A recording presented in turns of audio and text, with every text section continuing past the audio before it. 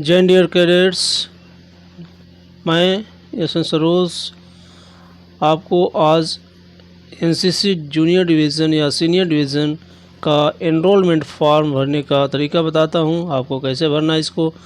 तो सबसे पहले तो आप नीली पेन ले लीजिए और नीली पेन लेने के साथ ही साथ आप इसको भरना शुरू करें।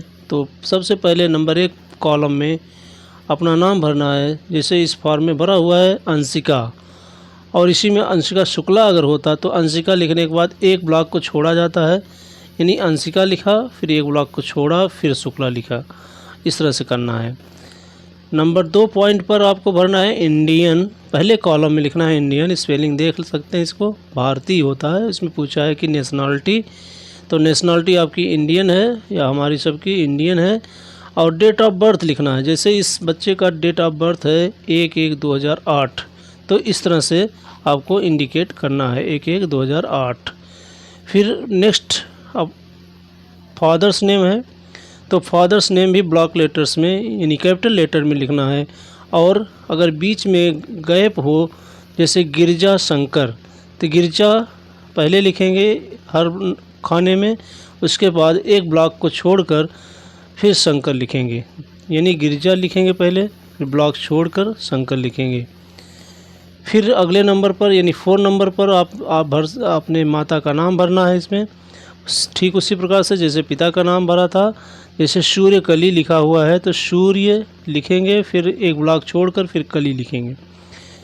फिर है रेसिडेंशियल एड्रेस, इसमें आप सबसे पहले विलेज, फिर पोस्ट या कोई लैंडमार्क है, पहचान चिन्ह है तो उसको, या फिर टाउन एरिया है तो वहाँ पर उसको इंडिकेट करेंगे। फिर या मकान नंबर हो तो उसको इंडिकेट करेंगे।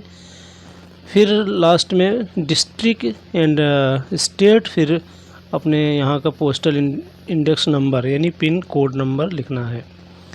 फिर इस कॉलम में देखिए नंबर 6 में आपका मोबाइल नंबर यहाँ लिखना है। फिर इसमें 7th नंबर में ईमेल आईडी लिखना है। 8th नंबर में आप अपना ब्लड ग्रुप लिखेंगे।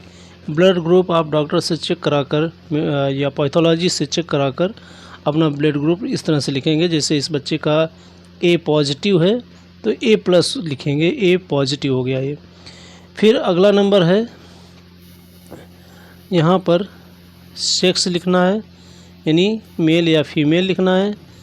फिर नियरेस्ट रेलवे स्टेशन लिखना है, तो यहाँ का नियरेस्ट रेलवे स्टेशन मेजा रोड है। फिर नंबर 11 नंबर पर नियरेस्ट पुलिस स्टेशन लिखना है, तो यहाँ का पुलिस स्टेशन कोरांव है। फिर आप एजुकेशनल क्वालिफ़िकेशन लिखना है नंबर 12 पर, तो आप कक्षा 8 पास या कक्षा 9 पास लिख सकते हैं, आगे उसमें परसेंटेज भी लिख सकते हैं। उसमें पूछा हुआ है कि परसेंटेज कितना प्राप्त किया है, और जैसे कि इसको मैंने लिखा है 8th पास्ट। नंबर 13 में है आइडेंटिफिकेशन मार्क्स एटलीस्ट 2, कि कम से कम 2 आइडेंटिफिकेशन पहचान चिन्ह लिखना है। आपके शरीर पर कोई कटा पिटा चोट का है या और कोई मोल वगैरह या फिर वाट, कोई भी निशान आपको जो हमेशा के लिए रहे, वो अलग ना हो सके, उसको आपको यहाँ पर इंडिकेट करना है, कम से कम 2। नंबर 14 पर लिखा है have you ever been convicted by a criminal, क्या आपने क्रिमिनल कोर्ट द्वारा कभी सज़ा प्राप्त किया, सज़ा याफ्ता हैं, तो उसको लिखना होगा। लेकिन आप सज़ा याफ्ता नहीं है इसलिए यहाँ पर नो लिखेंगे। फिर अगला 15 नंबर पर अपने विद्यालय का नेम इंडिकेट करना है। तो इस तरह से 15 नंबर तक आप फॉर्म को भर सकते हैं। फिर 16 नंबर पर यानी 16 नंबर पर आपको भरना है कि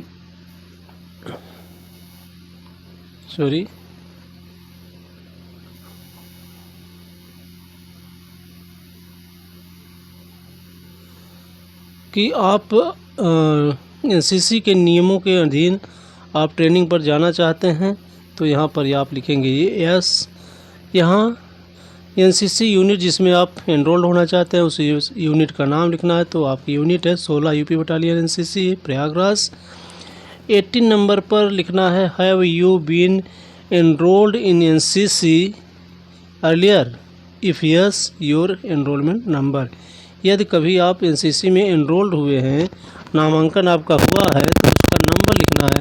इसमें बी वालों के लिए होता है, जैसे ए सर्टिफिकेट किया हुआ है तो BSc करना है तो उसका एनरोलमेंट आप ए का एनरोलमेंट आप लिख सकते हैं इसमें। तो चूँकि आपका जूनियर डिवीज़न है तो आप इसमें नो लिखेंगे, क्योंकि आपने कभी ज्वाइन एनसीसी नहीं किया था, या ज्वाइन किए हों और छोड़ दिए हों, रेजिमेंटल नंबर अलॉट हुआ हो, तो आप उसको यहाँ लिख सकते हैं।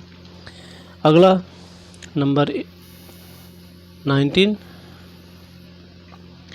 Have you been a dismiss from NCC. क्या आपको कभी एनसीसी से डिसमिस किया गया है? 19 नंबर पर है ये, तो इसमें आपको नो लिखना है। 20 नंबर पर next of kin with relationship telephone number as applicable. तो यहाँ पर किसी अपने संबंधी का नाम लिखना है, जैसे फादर या मदर को छोड़कर किसी संबंधी का नाम लिखना है, उसका एड्रेस लिखना है और उसका मोबाइल नंबर भी यहाँ पर लिखना है। 21 में आपको लिखना है बैंक डिटेल्स, जिसमें इस वाले कॉलम में लिखना है IFSC कोड, आपके पासबुक में प्रिंट होगा तो यहाँ पर IFSC कोड लिखेंगे इस वाले कॉलम में, ठीक वैसे ही ब्लॉक लेटर्स में, और जैसे कि IFSC कोड होता है। और 22 पर एक bank account number of cadet, तो इस वाले कॉलम में अकाउंट नंबर लिखना है, साफ़ सुथरा अकाउंट नंबर लिखें, क्योंकि आपके खाते में धनराशि, वर्दी का और अन्य एसेसरीज़ का पैसा आपके अकाउंट में आना है, तो इसलिए साफ़ सुथरा लिखें ताकि पठनीय हो। इस तरह से अकाउंट और नंबर अपना देना है। अगले नंबर पर है आधार कार्ड नंबर। यहाँ पर आप अपना आधार कार्ड नंबर लिखें और यहाँ पर पैन कार्ड नंबर लिखें। ये रहा दूसरा पेज आपका। तीसरे पेज में देखते हैं, इस जगह पे जो ये स्थान हैं, जो प्लेस लिखे हुए हैं और डेट लिखे हुए हैं, यहाँ पर JBIC कुराऊं या अपने विद्यालय का नाम और कुराऊं लिख सकते हैं, या जो भी प्लेस है आपका जहाँ से फॉर्म भर रहे हैं वहाँ पर आप लिख सकते हैं। तो ये है नॉमिनेशन फॉर्म, जो फॉर्म के बीच में आपको मिलेगा। तो यहाँ पर भी आप अपना डिटेल लिखना है आपको, जैसे पहला है नेम अंशिका, फादर्स नेम लिखना है, फिर विद्यालय का नाम लिखना है, अपना क्लास लिखना है और फिर वही यूनिट लिखना है। यहाँ पर सेम चीज़ें आपको हिंदी में लिखना है, जो इंग्लिश का है वही हिंदी वर्जन है, दोनों भर देना है। और आपके फादर्स क्या करते हैं उसको लिखना है, ऑक्यूपेशन ऑफ फादर लिखना है, और यहाँ पर उनकी इनकम कितनी है वार्षिक, साल भर में उनकी इनकम कितनी होती है उसे यहाँ पर दर्शाना है। नेक्स्ट यहाँ पर आ जाएं, बाकी सब छोड़ दें, यहाँ पर इस स्थान पर आएँ। यहाँ पर आपको नॉमिनी देना है। नॉमिनी आप किसी को भी लिख सकते हैं जिसको आप चाहते हैं, माता पिता भाई बहन किसी को भी लिख सकते हैं, और उनसे रिलेशन लिख लें और उनका पता और कितनी धनराशि या कितना अमाउंट, कितने % अमाउंट आप उसको इनको देना चाहते हैं वहाँ पर आप लिख सकते हैं।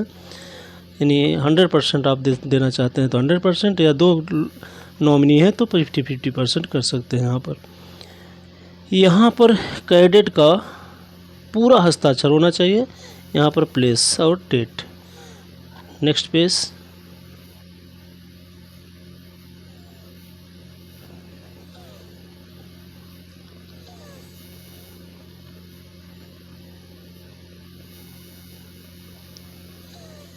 यहाँ पर भी कैडेट का नाम इंग्लिश में, यहाँ हिंदी में लिखें। फिर यहाँ पर जो ये स्थान है वहाँ पर फादर या मदर या गार्जियन का सिग्नेचर होना है एड्रेस सहित। यहाँ पर और यहाँ पर 2 विटनेस चाहिए आपको।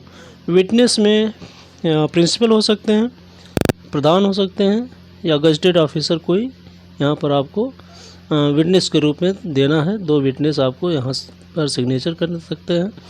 बाकी ये यहाँ पर छोड़ दीजिए क्योंकि ये यूनिट द्वारा भरा जाना है। तो यहाँ पर आ जाइए प्रमाण पत्र पर, यहाँ पर अपना नाम, पिता का नाम, यहाँ father's name and signature with address, block letters में, कैपिटल लेटर में आप नाम पता भरेंगे। यहाँ पर अटेस्ट होना है वो आप छोड़ दीजिए इसको, प्रिंसिपल या यूनिट के जो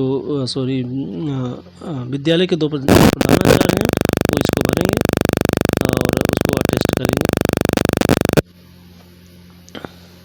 नेक्स्ट अगला पेज है, इसमें भी आपको यहाँ पर